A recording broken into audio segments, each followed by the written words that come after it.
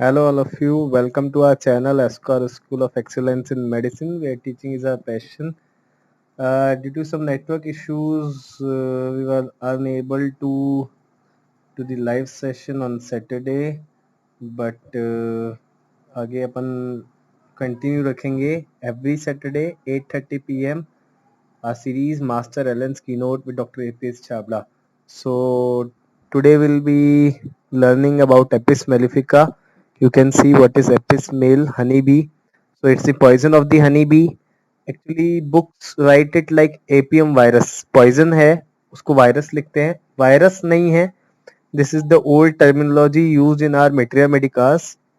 But poison है. Okay, honey bee का poison होता है जिससे कि मेडिसिन बनाई जाती है. So it is a medicine from the animal kingdom. So animal kingdom is the source. In home to prescribe, तो कैसे लोगों में अपन एपिसमेल प्रिस्क्राइब करेंगे. So adapted to the strumous constitution, glands enlarged, indurated, scirrhous और open cancer. So strumous constitution क्या होता है सबसे पहले. तो जैसा कि मैं हमेशा कहता हूं कि एलन की नोट में वर्ड के आगे ही उसका मीनिंग लिखा है. तो यहाँ लिख रहे हैं एलन, ग्लैंड्स आर एनलार्ज्ड, इंड्यूरेटेड. सो जहां पे ऐसे लोग जिनमें इंड्यूरेशन मिलता है, एनलार्ज ग्लैंड्स मिलते हैं, टॉन्सिल्स हो, लिम्फ नोड्स हो या किसी भी तरीके का कोई भी ग्लैंड एनलार्ज हो, तो दैट इज कॉल्ड स्ट्यूमस कॉन्स्टिट्यूशन. ऐसे लोगों में एपिस मेलिफिका को प्रिस्क्राइब किया जा सकता है. ठीक.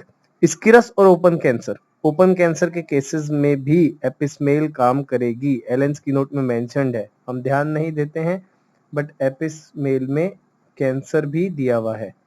ओके. इसके अलावा वुमेन, स्पेशली विडोज, जो विडो हैं उनमें ज्यादा अच्छा काम करती है ये medicine. And children and girls who though generally careful become awkward and let things fall while handling them. So वैसे तो बच्चे और गर्ल्स और विडो वुमेन जो कि वैसे तो केयरफुल रहते हैं, वैसे कोई दिक्कत नहीं है, बहुत सही से काम करते हैं, बट ऑकवर्ड हो जाते हैं. जब ऑकवर्ड मीन्स यहाँ पे ऑकवर्डनेस कैसी है कि उनके हाथों से चीजें गिरने लग जाती हैं. This is the awkwardness in the apis mel. So ये ऑकवर्डनेस अगर आपको देखने को मिले कि अचानक जो एक बहुत रिस्पॉन्सिबल, बहुत केयर से काम करने वाली बच्ची थी, केयर से काम करने वाला बच्चा था, वो अब उसके हाथ से चीजें गिरने लग गई हैं. अचानक से हाथ कुछ भी उठाता है और गिर जाता है, हाथ से छूट जाता है. So this is awkwardness of Apis. वहां पे अपन एपिस सोच सकते हैं. साथ ही बोविस्टा में भी सेम ऑकवर्डनेस देखने को मिलेगी जहां पे है things fall while handling them. Okay. Next is bad effects of. तो bad effects of acute exanthema. Exanthema means जहां पे भी rashes होते हैं, eruptions होते हैं, that is called exanthema. Acute exanthema imperfectly developed or suppressed. मतलब या तो अच्छे से डेवलप नहीं हो पाए रैशेज या फिर सप्रेस कर दिए गए. उसके बाद में जो कंप्लेंट्स आएंगी वहां पे अपन एपिसमेल यूज कर सकते हैं.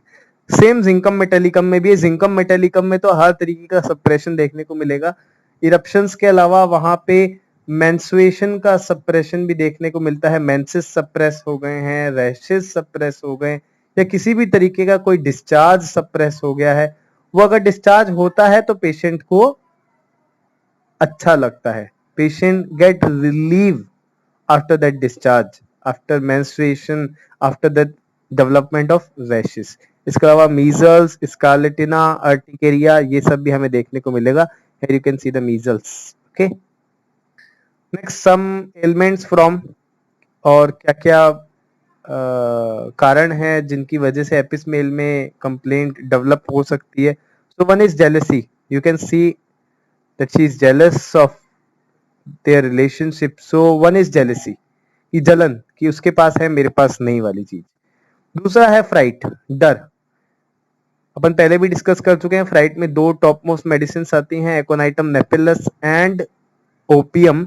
और यहाँ पे एपिसमेल में भी ऐसे और भी बहुत सारी मेडिसिन है जहाँ पे आपको और देखने को मिलेगी कि फ्राइट की वजह से कंप्लेंट्स डेवलप हो रही हैं. Next is rage, that is uncontrolled anger. बहुत गुस्सा, अंदर से इतना गुस्सा होता है कि मन करे कि सामने वाले को मार दे, दैट इज रेज। उस रेज की वजह से, उस अनकंट्रोल्ड गुस्से की वजह से जो कंप्लेंट्स होती हैं वो भी एपिसमेल कवर करेगा। इसके अलावा है वेक्सेशन, मींस एनोयंस, इरिटेशन जो हो जाता है, इरिटेट हो जाता है, एनॉयड हो जाता है, दैट इज कॉल्ड वेक्सेशन, उसकी वजह से भी कंप्लेंट्स होती हैं एपिसमेल में। And bad news, any kind of bad news. Bad news में इसके अलावा जेलसीमियम आप सोच सकते हो, कॉस्टिकम आप सोच सकते हो। तो apis mel is also a medicine for the complaints after bad news. So these were all about the ailments from. Now we'll come to the mental symptoms. So mental symptoms में irritable है, nervous है, fidgety है and hard to please. So irritable होता है, चिड़चिड़ा है, nervous रहता है. So उस nervousness की वजह से fidgety जो movements, जो involuntary movements देखने को मिलते हैं continuous, जैसा कि जिंकम मेटेलिकम में देखने को मिलता है, कैलिब्रोम में देखने को मिलता है, फॉस्फोरस में देखने को मिलता है, वैसे यहाँ पे भी fidgety है। और hard to please, that is called fastidiousness, कितना आसान नहीं है इसको मनाना, hard to please. Weeping disposition है, weeping disposition can not help crying, discourage, despondent, रो रहा है कोई, आप उसको मना नहीं सकते, मना नहीं सकते, द मेडिसिन इज एपिसमेल।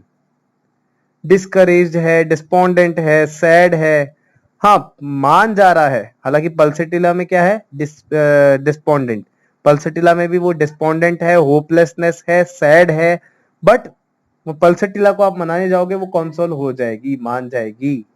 बट यहाँ पे क्या लिखा है एपिसमेल में, कैन नॉट हेल्प क्राइंग, मतलब आप उसको हेल्प नहीं कर सकते, आप उसको समझा नहीं सकते, वो रोती रहेगी, that is एपिसमेल।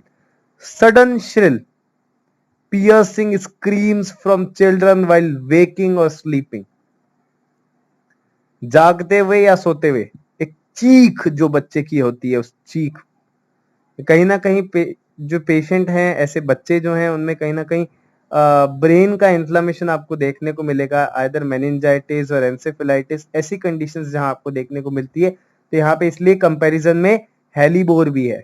So hellebore and apis both are the medicines because of that inflammation in the brain or around the brain this screaming comes from. So epismale and helleborus is the medicine. Next is oedema, वहां पे आप हाइड्रोसिफिलस भी देख सकते हो oedema की अगर अपन बात करें। और यहाँ पे इडीमा में खास चीज है bag like puffy swelling under the eyes, you can see here under the eyes bag like puffy swelling, lower eyelid में। सो लोअर आईलिड में अगर स्वेलिंग है तो medicine is apis mel. Over the eyes means अगर upper eyelid में swelling होगी, medicine is kali carb. And अगर दोनों अपर एंड लोअर आईलिड में स्वेलिंग होगी तो write it down in the comments, मैं इस वीडियो के लास्ट में आपको बताऊंगा कि अगर आईज में अपर आईलिड और लोअर आईलिड मतलब पूरे आसपास इडीमा हो रहा है आईज में तो कौन सी मेडिसिन है, write down in the comments और लास्ट में आपसे डिस्कस करेंगे ये। Oedema of the hands and feet, हाथों पैरों का इडीमा, ड्रॉप्सी, एनासार का इसमें देखने को मिलता है, पूरी बॉडी की स्वेलिंग देखने को मिलती है। बट इसमें खास चीज क्या है, ड्रॉप्सी विदाउट थर्स्ट, बिना प्यास के। जब भी ड्रॉप्सी की बात आएगी आपको 4 मेडिसिन हमेशा दिमाग में लेके आनी है। सबसे पहले one is apis mel, arsenicum album, acetic acid and apocynum. जहां आप आर्सेनिक एल्बम, एसिटिक एसिड और एपोसाइनम को देखेंगे तो विद थर्स्ट होगा, यहाँ लिखा है ना विद थर्स्ट। तो विद थर्स्ट में यहाँ एलन ने 2 ही मेडिसिन को मेंशन किया है, acetic acid and Apocynum. Arsenic album में भी ड्रॉप्सी विद थर्स्ट है और यहाँ पे एपिसमेल में ड्रॉप्सी विदाउट थर्स्ट है। ओके, ये याद रखिएगा।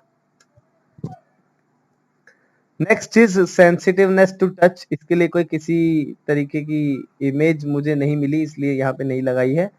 सो वेरी सेंसिटिव टू टच, एक जो हाइपर एस्थीसिया वाली कंडीशन हम बोलते हैं कि पेशेंट बहुत सेंसिटिव है, पेशेंट को जरा सा भी टच करो तो पेशेंट नहीं मना कर देता है, चीखता चिल्लाता है नहीं मुझे टच मत करो, इतनी ज्यादा सेंसिटिवनेस। और यही सेंसिटिवनेस हमारे को बेलेडोना और लेकेसिस में भी देखने को मिलेगी। ठीक है, सो extreme sensitiveness to touch is the another feature of epismale. Next, pain. What kind of pain epismale has? So burning, stinging, sore. So जलन होगी, स्टिंगिंग जैसे मधुमक्खी, क्योंकि मधुमक्खी के पॉइजन से बन रही है, तो मधुमक्खी जिस तरीके का डंक मारती है तो उसके बाद में जो एक वहां पे तीखापन, वो डंक महसूस होता है, that is called stinging pain. वो चुभन जो महसूस होती है, दैट इज स्टिंगिंग। और यहाँ पे हमेशा याद रखें, जब हम एपिस की बात कर रहे हैं तो एपिस में stinging is more than burning. Stinging burning से ज्यादा होगी। जब हम कैंथेरिस जैसी, डॉक्टर नैश की अगर आप बुक पढ़ेंगे तो वहां पे नैश ने कैंथेरिस वेसिकुटोरिया जो मेडिसिन है उसमें एक्सप्लेन किया है कि burning is more marked in cantharis and where it is compared with the apis mel, stinging is more marked in apis. So burning में आप सबसे पहले कैंथेरिस, एपिस जैसी मेडिसिन सोचते हैं तो cantharis is the top most for burning and Apis is top most for stinging. So burning, stinging, सोर pen मिलेगा। इसके अलावा एक और खास चीज है, suddenly migrating from one part two another. कभी यहाँ, कभी वहां, कभी यहाँ, कभी वहां, कहीं पे भी दर्द हो सकता है, यहाँ से वहां भागता रहता है, that is called migrating pain. So this migrating pain is also found in kali bichromicum, lac can and pulsatilla. तो पल्सेटिला से एक और जगह भी कंपेयर हम कर चुके हैं, और यहाँ पे माइग्रेटिंग पेन भी देखने को मिल रहा है दोनों ही मेडिसिन में। तो ये चार मेडिसिन आप माइग्रेटिंग पेन के लिए एपिस्मेल, कैलिबाई, लेगकैन और पल्सेटिला को याद रखेंगे। Okay, next is thirstlessness. So thirstlessness की हम पहले भी अभी थोड़ी देर पहले बात कर चुके हैं, जहां हमने बात करी थी ड्रॉप्सी विदाउट थर्स्ट। सो यहाँ पे भी यही लिखा है, thirstlessness in anasarca. Anasarca means जहां पे पूरी बॉडी की स्वेलिंग होती है, that is called anasarca. So thirstlethness in anasarca, ascites, peritoneal swelling जो है, पेरिटोनियम में जो फ्लूइड एक्यूमुलेशन है, एसाइटिस की कंडीशन में। सो किसी भी तरीके की ड्रॉप्सी हो, एडिमा हो, वहां पे थर्स्टलेस ही मिलेगा एपिस्मेल। तो ये हम वहां पे एथुजा के साथ में भी कंपेयर कर चुके हैं। सेम फोटो मैंने वहां पे भी आपको लगा के समझाई थी। एथुजा अगर आपने नहीं देखी है तो आप देख सकते हैं, प्लेलिस्ट में आपको मिल जाएगी। वीडियो के डिस्क्रिप्शन में प्लेलिस्ट दी हुई है, मास्टर एलेंस की नोट डॉक्टर एपीएस चावड़ा की सीरीज का, उसमें आप देख सकते हैं।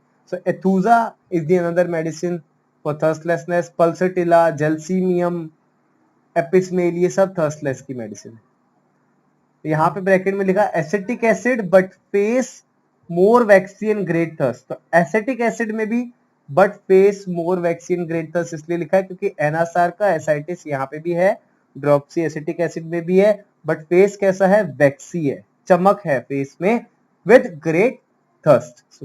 थर्स्ट भी वहां पे साथ में प्रेजेंट है। नेक्स्ट, यूरिनरी कंप्लेंट्स बहुत मार्क्ड है एपिस्मेल में, and I got result with it. Incontinence of urine with great irritation of the parts.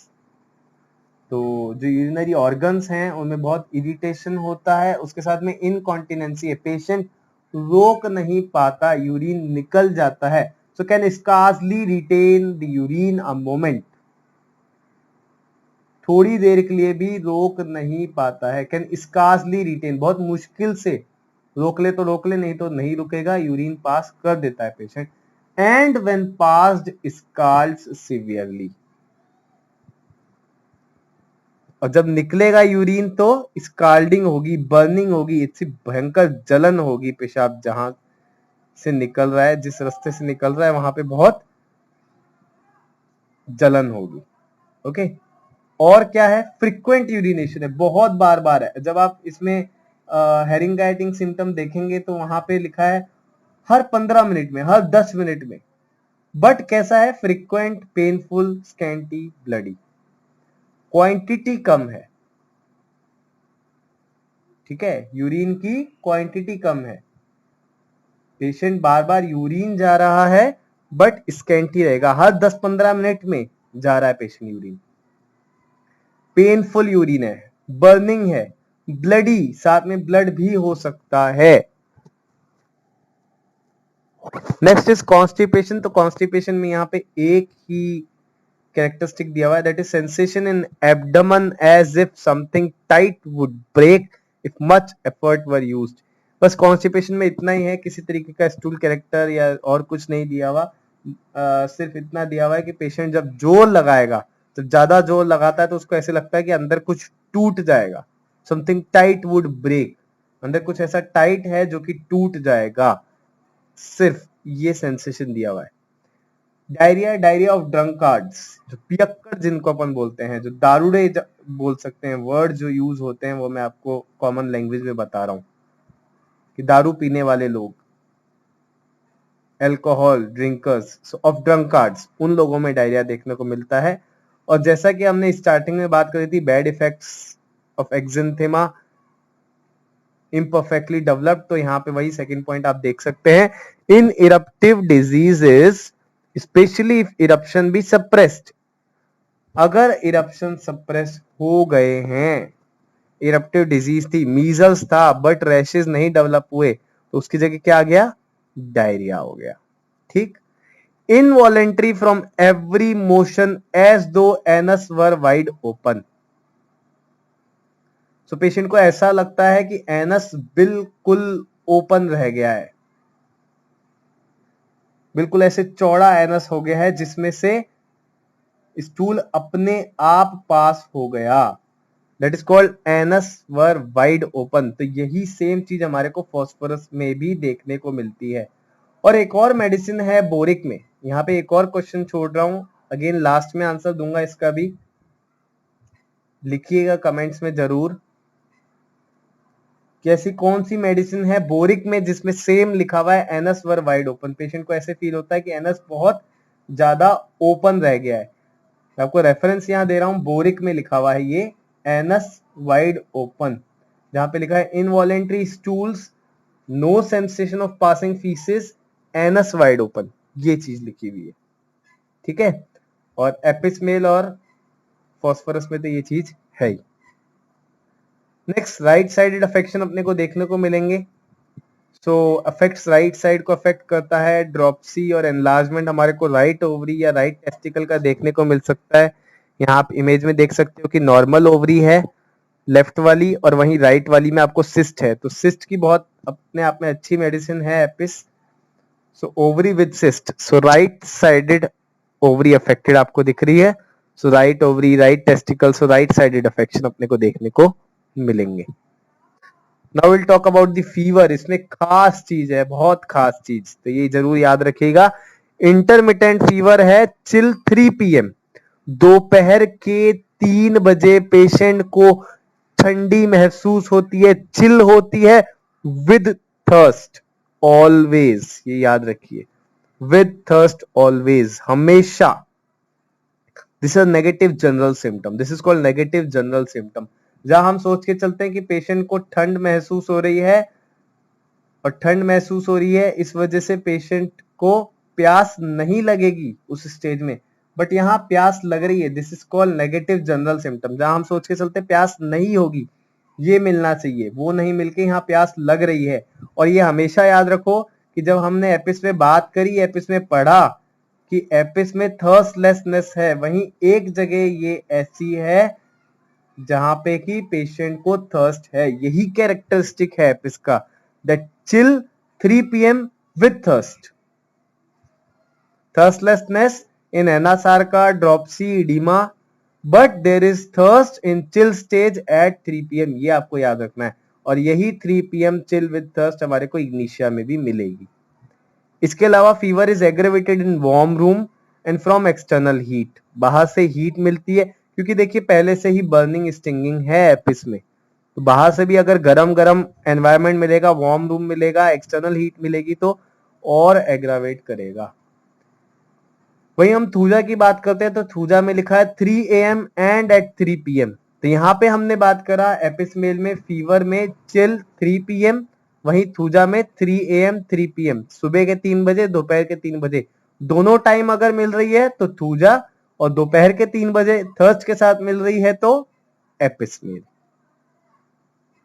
Now we'll talk about the relations. So complementary medicine is Natrum Mayor. So Natrum Mayor epismale को complement करेगी. Disagrees when used either before or after Rustox. So Rustox से पहले या Rustox के बाद में अगर आप यूज करेंगे तो it is inimical. कहीं ना कहीं बैड इफेक्ट्स देखने को मिल सकते हैं।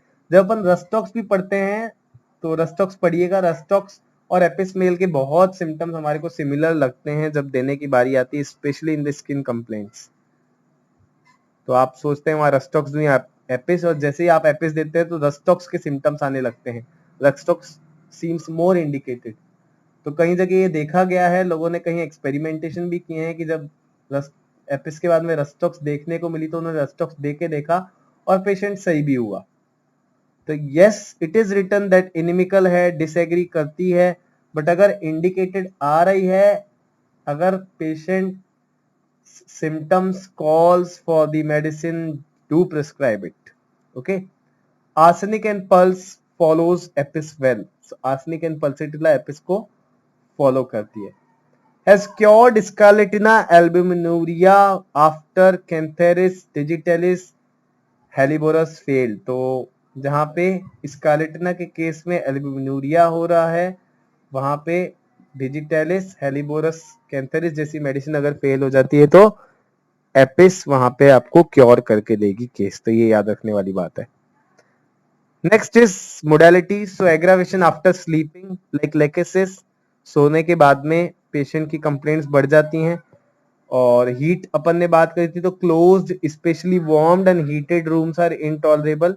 पेशेंट को बंद कमरा, क्योंकि वार्म है, हीटेड रूम है, वो टॉलरेट नहीं कर पाता है patient. From getting wait like rhus tox, गीला हो जाने पे हम सबसे पहले रस्टॉक्स सोचते हैं कि गीला हो गया है, बारिश में गीला हो गया है तो रस्टॉक्स सोचो सबसे पहले, बट इसके अलावा आप एपिसमेल भी सोच सकते हैं।